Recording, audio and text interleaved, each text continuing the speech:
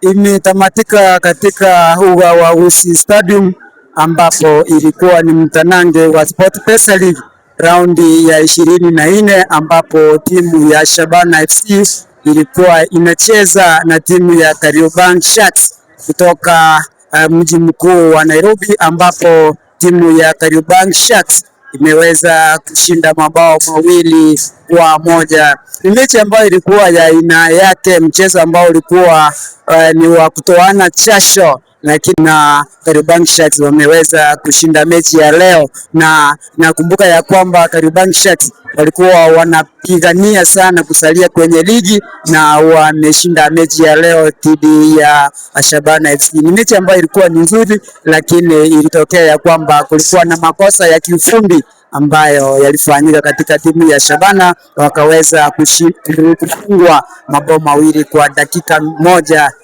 Langu jina nasalia kuwa Maskini Msomi.